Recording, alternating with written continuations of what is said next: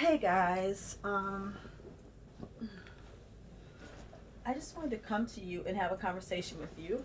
Um, so I told you I was going to share my journey with you guys and tell you just my life. So I'm not really living my life in reverse, but I'm living my life for me for once, for a change. And that comes with the highs and the lows and the good experiences and the bad. And today I want to share with you one of the worst experiences of my life that changed my life the most. And that would be um, one that all of these years later, August will be 24 years, like 24 years, 25 years almost, that I lost my husband and my son. Uh, So in 1996, it was August, and my husband was an avid motorcycle driver, and and this particular day, for it was really weird because he typically, you know, was a homebody. It was just really, really, really weird, and another time when I'll go into them separately, I guess. I can go in more detail if you guys would like to know the details. So if you'd like to know the details, put it down in the description, and I'll just come out with another video and kind of telling you what happened with that. But this video is more or less what happened after concerning me. Um, and also, if you like this content, please like and subscribe, and I can bring you some more. But I do want to just be honest with you. So it was a long, long journey for me, getting to where I am now, which is why I'm wanting to share this journey to 50 with you guys, 50, 50, because there are some fears and apprehensions that I want to, hold on, drinking some tea, that I wanted to overcome, and I want to like be at a different place by the time I turn 50 years old, and I'm in my 50th year of life right now. And so I just wanted to share this with you guys. So um as I was stating, so in 96 August, I lost my husband, and then 97 August, I lost my oldest son, Justin. um, to have lost two very important people, the two closest people to me in my life, not even a year apart. Like my husband died August the 14th, and my son August the 9th of the next year. So I buried my son like the day before the 1 year anniversary of my husband passing away, because I just could not do it on that day because everyone's trying to go for that day, not realizing what the day was, right? So that was an experience for me. Subsequently, um, I still had to raise two other toddlers because my kids were young when my husband passed away. They were 4, 3, and not even 2, you know. Um, and so here I am. I'm a 24-year-old young woman who did not have a job. For all intents and purposes, I had no skill set because I was a homemaker, and I literally left my family, grandmother's home. I was raised by my grandparents. I literally left my grandmother's home to go to my husband's home to be taken care of by my grandmother, to being taken care of by my husband. And then finally, after 2 years of our being married, he's gone. Literally gone. And then what do? You try to make it. And as I'm trying to um, like build myself up to kind of get better in coping, within the same year I lose my son. And that's another story that if you guys want to know the story of my son, I can tell you about too, because that wasn't the first time that I almost lost him. that this time I did. And I can tell you guys about that later, but put it in the description if you'd like to hear the story too. So, with that knowledge, I began to not question God, like, how could you take my son or anything like that. It was more of, God, what is your plan for me? Because the two people who I gave my entire heart and almost soul to are now gone, So what is your plan for my life? What does that look like with them being gone from my life when they have been my life? Because I had my son when I was 20 years old, and my husband and I have loved each other and wanted to be with each other since we were 9 and 11 years old. And so for us to come back together as adults and to have this family, we had a home. I mean, we had like what folks would consider the dream. We had a home, we had 3 kids, we had a business, we had 2 dogs, like we had it. We had it and then it was gone. And so here I am, like I stated, without a skill set. I have 3 toddlers because my oldest was 4 at the time, and he was about to turn 5. And then the next year, I'm back in the same worst predicament because I'm now sitting in a hospital with all of these people telling me what decision I should make, whether to let my son go or to keep him on a respirator because he drowned in summer camp.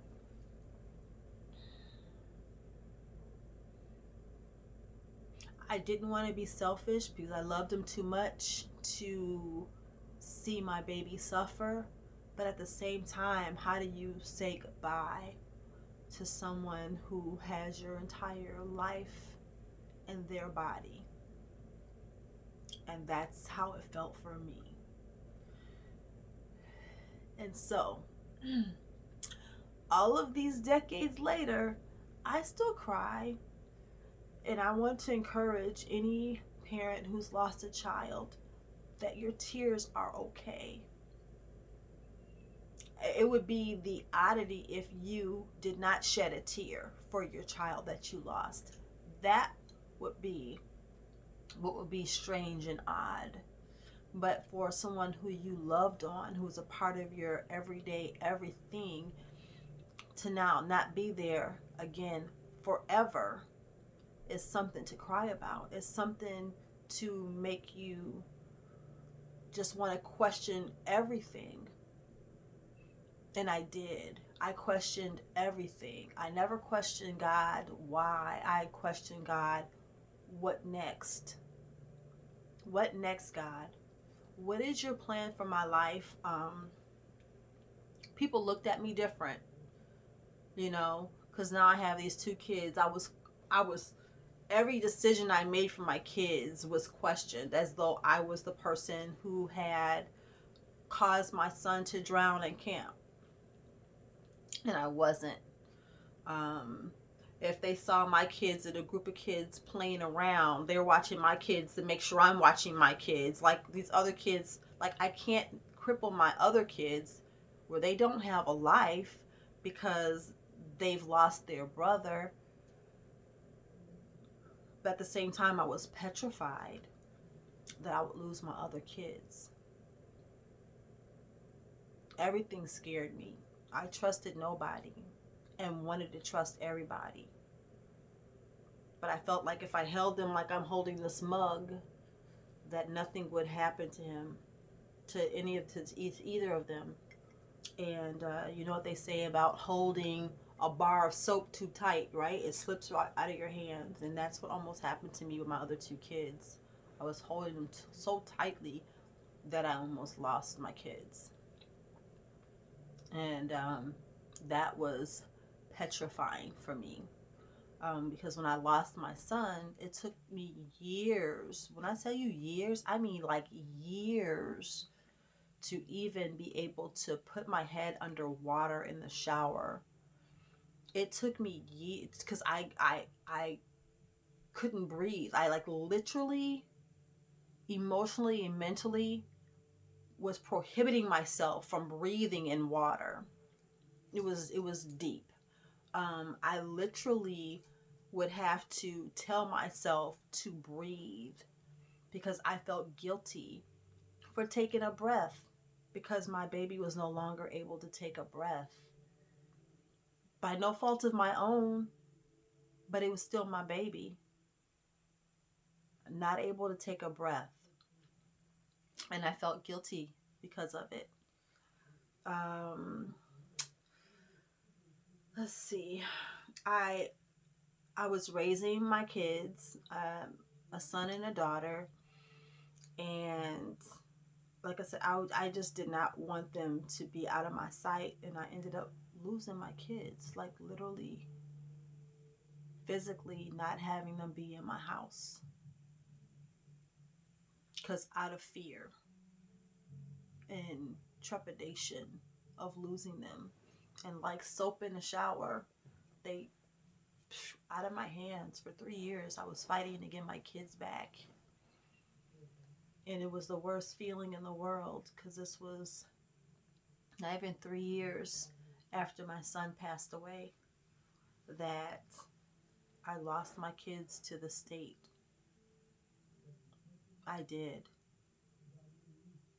I really did, and I'm being so transparent right now to you guys. I lost my kids to the state for corporal punishment. I gave my son a whooping, and they took my kids. And the reason I gave my son a whooping is irrelevant. They took my kids, and again, I couldn't breathe. And I fought and I fought and I fought, and I was constantly told, hey, we don't even know what to do with you because you don't even do anything. Like, you go to church and you come back home. It's you and your kids. You don't have a boyfriend. You don't drink. You don't smoke. Like, from what I was told, there's a checklist that when a family comes into services that they go through, and I didn't check off their boxes. I was not that female that put life before her kids. I wasn't that person. I gave my son a whooping. And they say you shouldn't say whooping because it sounds so cruel. You say spanking, whatever you call it. I attached a physical discipline to my child that caused my children to be removed from my home for a long period of time. And it almost killed me. But at the same time, it lit in me a fire to not quit, to not give up. And I didn't. And I fought and I fought and I fought. I went to every class that I could. I took the parenting classes that were required of me to take. I went to very much needed therapy sessions because I had two very significant losses. My children and I went to family therapy sessions, which we needed because we had two very significant losses in our lives, and we were hurting. We were hurting. We were hurting. And now we are 24 years and 25 years now, and we are still bonding and healing our relationship because a fracture is a fracture is a fracture. But I love my kids and my kids love me. And the hurt that I felt for losing my son, I just shower on my kids. I shower on my grandsons that I have now.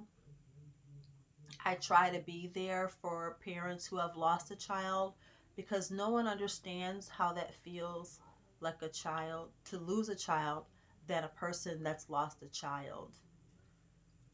I literally, when I lost a child, I had a church to reach out to me because there was a mom that had, not long after I lost Justin, Her son drowned at home though, and she was guilt ridden. And I reached out to her, and for years, even to this day, she and I still talk, never having met one time. But whatever the resolve was that they saw in me in that short period of time, was enough for them to feel confident that I would be able to help this mom. And the only thing I can tell you, that helped me was I literally had to think about why me? Not why me in the sense of woe is me and oh my God, this is too much, but of all the people that this could have happened to in their entire life, from the loss of a spouse, a child, children being removed from your home, you having to go through that process, and then being reunited with you and still going through a process because we're still hurting all of these years later, because those losses are still there, the fracture is still there, the hurt of not being together is still there. Um, the stories and the different things, because there's layers of stuff that happens when the state comes into your family and this happens, right? And we're still in our healing process, because we're humans and we have our feelings about everything. um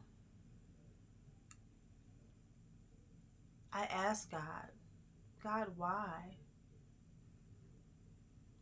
What is the plan? What do you want me to do?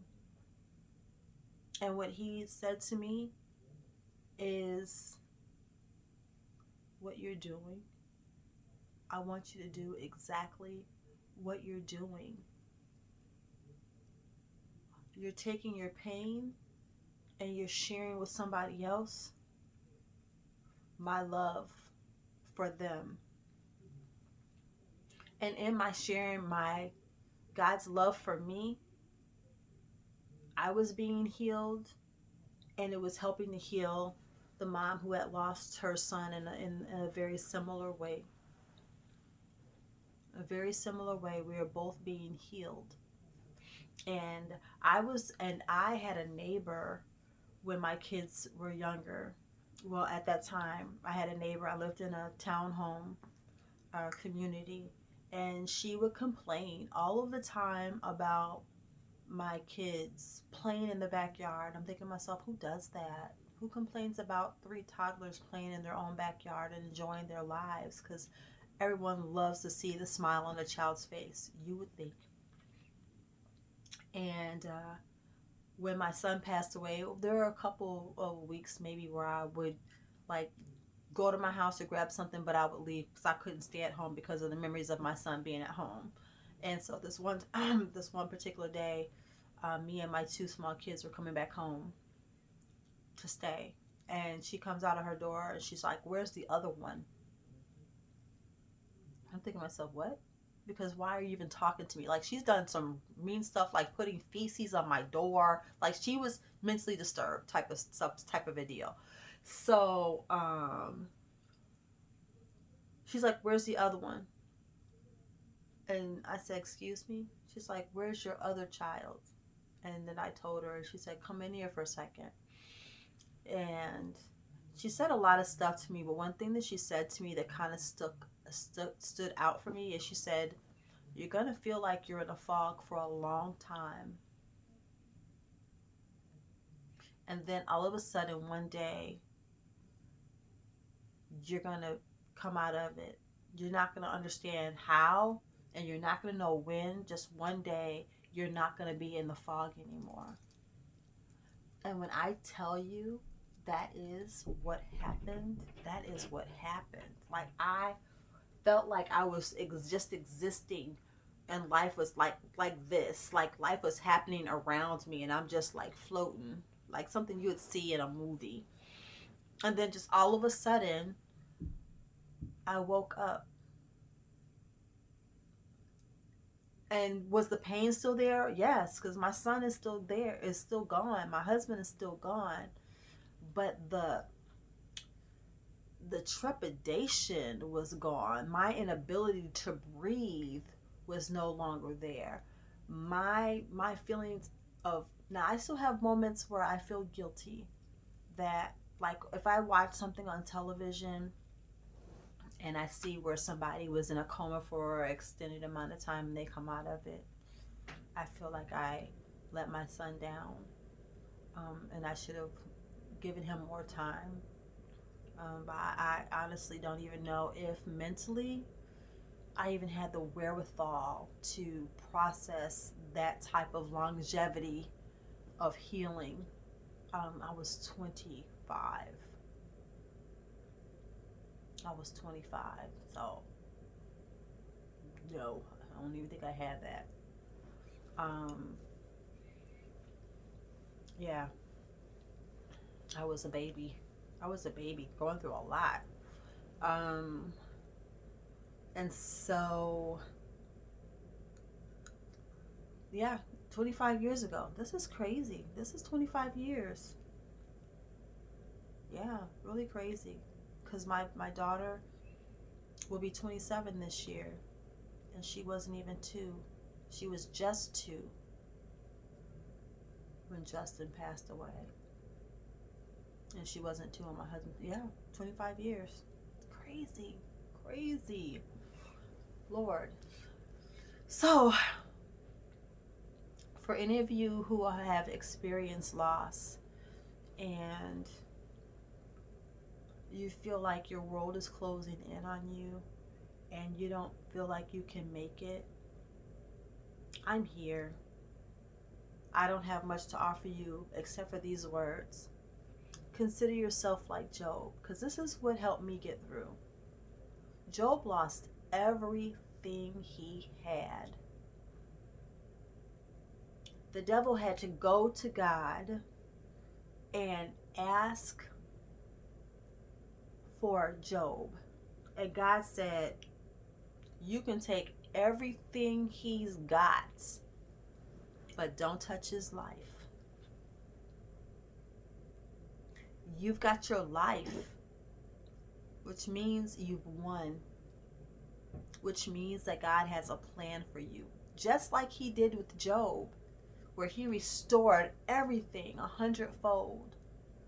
God will do the same thing for you, just like he has for me, as he continues to do for me, and he will always do for us.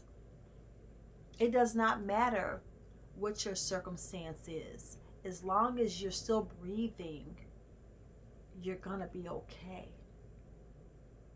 Yes, there may be moments when you have to tell yourself to take a deep breath, but take the deep breath and keep moving. There's so much more for you. There is a reason and a purpose for your life. And like I had to do, I had to start seeing myself how God saw me. He thought so highly of me. Like, people have trials and tribulations, and they go through different things in life, but they're not on the same level. I know people who could not have gone through a third of what I experienced. One of the three that I've just shared, they could not have gone through one of them, let alone all three at one time. But look how highly of me God thinks, because he trusted me that I would do right in that situation. You're here just like I am, and you're going to be okay just like I am. Hold on to the memories of your child. Hold on to the memory of your loved one. They're yours for keeps. No one can ever take that away from you. The reason that they were here has been finished. Everyone is not promised to make it to 80, 90, 100 years. It's not promised. But reflect on every single moment that you can remember about that person, and you will see that every interaction that you had with them was so very purposeful. I mean, I look back on all of the significant losses in my life, from my grandparents who raised me, my husband and my son, my dad, and every single situation and circumstance surrounding their life with me and without me makes perfect sense, because now they're not here, how it played out like it was supposed to be, just like that. So don't be discouraged. Know that God's got you, and it's going to be okay. It's all going to be okay. He's really got you in the palm of his hand. He's not letting go. Don't let go of him. He loves you more than anything in the world. And I just want you to be encouraged. Um, it's not over. It's never over. It's never, ever over. Because God loves us just too much for that.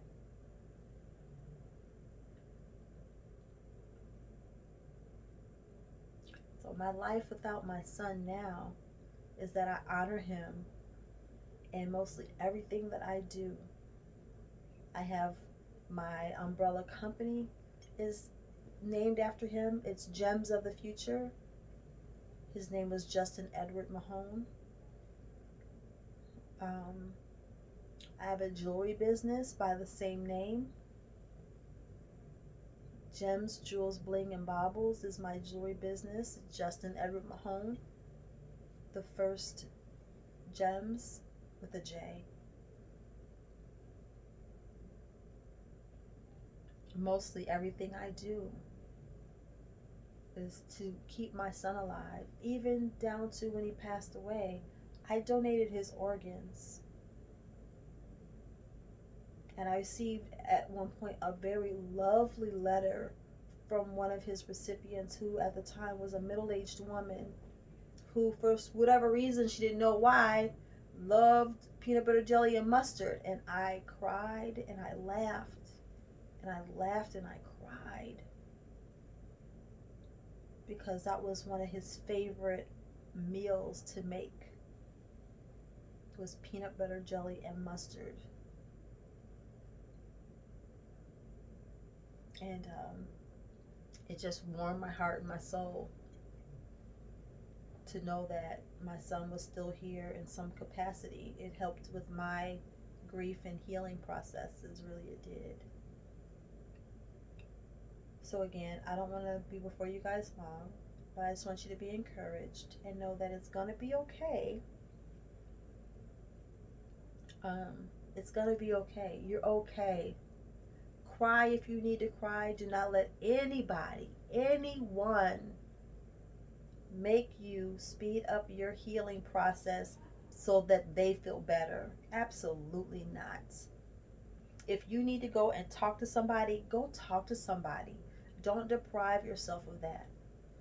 Find someone that you can talk to, that you can trust, where if you just need to get in the middle of the floor and cry it out.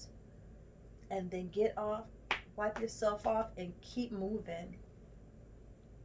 Because you owe that to yourself. You owe that to yourself. Love and keep moving. It doesn't matter how long it's taking you, just keep moving. Again, I'm here. If you have questions, more detailed questions, I'll answer them. Put them down in the description in the comment section down below. I'll answer your questions. But I just want you to be encouraged. You're going to be okay. You're going to be okay. Always honor your child. I talk about my son all of the time. I keep him alive for everybody. I keep him alive because he's still alive in me. As long as I'm here, so is he. Not in a creepy, like I haven't gotten over it way, because I'm healed from the grief if that makes any sense to you. I've healed from my grief, but my loss is real because he was real. He's still real. He's just no longer walking around on the earth. He's real. So for me to help somebody feel better that my son passed away, I'm not for that. All these years later, I don't care if you're uncomfortable. I'm the one who experienced the loss. I'm the one that gave birth to a child who I had to bury. I had to put a big portion of myself in the ground. I'm not worried about if you're comfortable. I'm not. And neither should you be.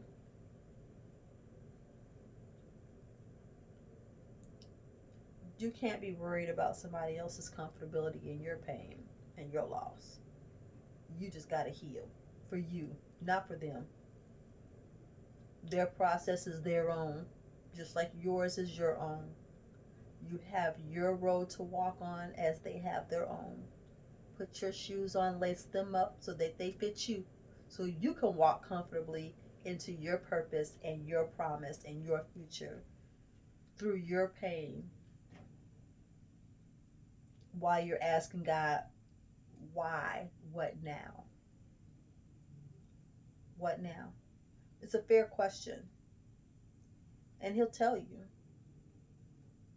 And this is why I'm having this conversation with you, because this is my why and what now.